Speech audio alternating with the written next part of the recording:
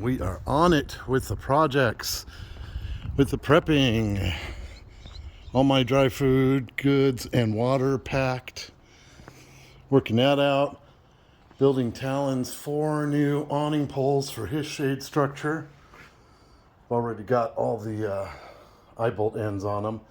Got to cut a foot off of them and taper those ends.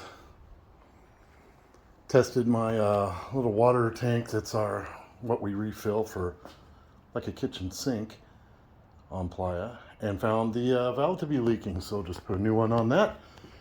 So test, build, and you get her done. Our sign is done.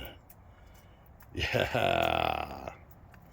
Fun. Turned out pretty neat. Sure the kids will add their flourish to it. So on my birthday in 2017, I tore my left ACL, left knee, tore it up pretty bad. And at the time, I was riding this bike all the time. It's an industrial bike I found at a yard sale in Ellensburg for 20 bucks. Super heavy duty, amazingly awesome bike. And I had taken it to burn in 2015, and it did amazing. It's had no problem with the dust or anything because it's so hardcore. And after I tore up my knee, I couldn't ride it for years and years. And actually, I had no intention of bringing it this year until my kids are both coming along. They have bikes. So I pulled it out and tuned it and got all nice and aired up. And I've been riding it, and my knee's doing fine. And I'm so thrilled because I've missed having the bike and being able to ride it. It's a cool old industrial cruiser, coaster brake design, single speed, bulletproof. And if I get away with riding that all week at the burn and don't have any problems with my knee, I'm going to come up with a bike rack for a truck, because I like riding a bike again, finally. Yeah, it's a Workman industrial bike. They're made to pull trailers and be parts of, heavy-duty carts for people to ride around on industrial plants and stuff. I mean, everything's just burly. Damn near got a motorcycle chain on the thing. And the frame is rated for 500 pounds, which means it handles me no problem. Love this thing. Lots of great patina. It's got my old Playa name on it too when I was a Temple Guardian, and that's pretty cool too. It's going back. Very happy to say this is all that's left to go in the rig. I may be able to get these 3 items, the wagon, the small cooler, and the big 6-gallon water tank, into my front seat. The tub up top, yes, that's a roll of toilet paper. Tub up top is going to fit in the back on top of my vertical stack. This big cooler with all my frozen deep freeze of all my stuff is going to go in the back in that vertical stack, as is this big tent. So roll top table should fit in there too. The big lounge chairs are the mystery. I'm going to try to get them up on the rack on top, and then the bike on top of them, so nothing's on my bed. Anyway, that's a great hope.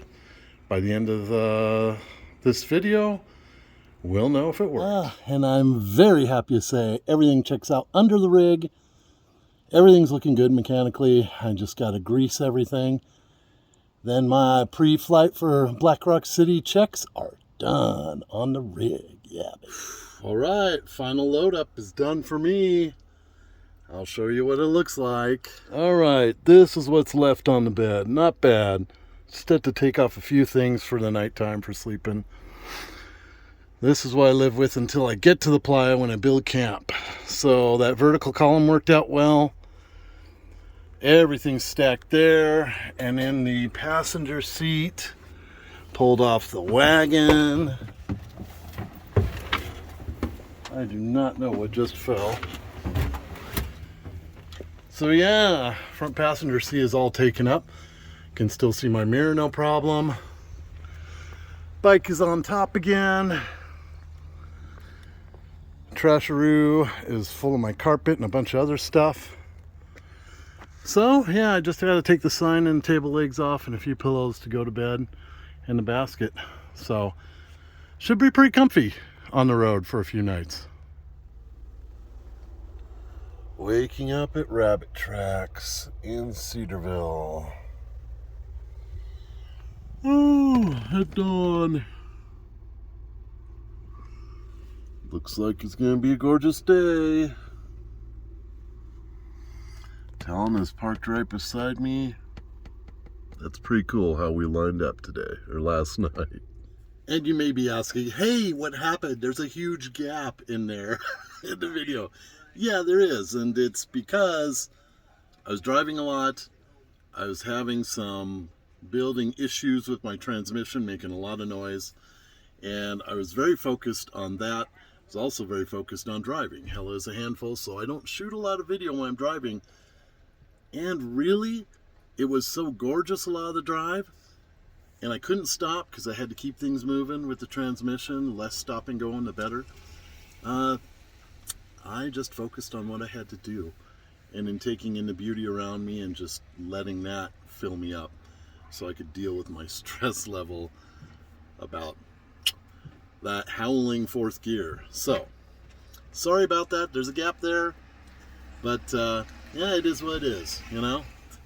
Good morning from Cedarville, California, where my son and I spent the night. We're just about 80 miles from Gerlach, where Burning Man is pretty much just a few miles up the playa from Gerlach. So we're almost there. He and I are going to head there today. We're meeting up with my daughter there tomorrow, and then we go into the city, Black Rock City, which is the name of the city at Burning Man, tomorrow at midnight. Yes, that's when the gate opens for the general ticket holders, so we'll be there. So the trip here has been really gorgeous. It's been challenging for me with the rig because my transmission has gotten louder and louder and louder. Seems to be at a steady howl now in high gear. Everything works fine, absolutely shifts fine, everything runs fine. You'd never know it was a problem if it weren't for a sound. But I was too far along to not just go the distance, and so I did, and I'm glad because it's doing great. No leaks, no smoke, no excessive heat, nothing. So I don't know what it is, if it is a transmission thing or if it's something to do with my clutch, but clutch holds beautifully. So anyway, that's been the only downside. Everything else has been gorgeous. So I'm just going to deal with that after the burn. Get this all squared away, whatever's going on, but she's doing the job. Anyway, it was a really good exercise yesterday because that sort of thing works on me as a mechanic, and this is my rig I maintain, to have something that I know is not right, yet I'm forging further and further away from where I have good resources. And as I was driving through like Highway 31, the Oregon Outback, it is breathtaking. It's a beautiful, beautiful. And I was being all stressed, and a big storm rolled in, some lightning and rain, everything cooled down. It was perfect conditions for keeping the gearboxes cool, and I just powered on. I went a lot further than I expected because the conditions were so nice. But as I was looking around, I'm like, oh my God, I've committed to doing this. I'm doing it. I'm driving it. And why should I stress about this anymore? I just started absorbing the beauty all around me and just being blown away, and everything changed inside as I let go of that thing that I have no control over at the moment, that I've committed to just, it's got to hang in there and go. And it was fantastic. It was just beautiful. My whole spirit lifted, and been great ever since. And I'm really stoked for what's about to begin. So Cedarville is kind of the last stopping point to get gas, ice, all that stuff before people coming from the north, northwest get to Gerlach. And it's got some history for me from my other burns, from times I've stopped here and spent time here. And it's definitely been speaking to me. And this whole experience, for me, Burning Man is a very spiritual experience. I enjoy all the unbelievable art and sights and wildness. It's beyond compare. But it's really about connecting with what's inside of me and with others at the temple especially, and just across the city. So it's a big part of what inspired what I'm doing now with my life. So this is a pilgrimage for me, and everything is becoming really intense for me. It's just every day as I get closer, it's building, and I feel that connection, I feel that pull. And to not be in place of grief like I was the last two times I was here, to be in a place of love and uplifted and, you know, positive journey is really hitting different. And I'm relishing it. I really am. So anyway, thank you everybody for following along. I'll probably post my Instagram story. Well, I will today, and I probably will tomorrow, Saturday. But once I go in the city, you won't be hearing from me again until I come out. I'll get some clips while I'm in there, and I will take some time to share what I'm experiencing there. And that'll be in my video 2 weeks from now. So there won't be a video next Friday. A break in my chain. Anyway, wishing you all a great weekend. Thank you everybody who supports and loves and encourages me. Y'all mean everything to me. And let's go.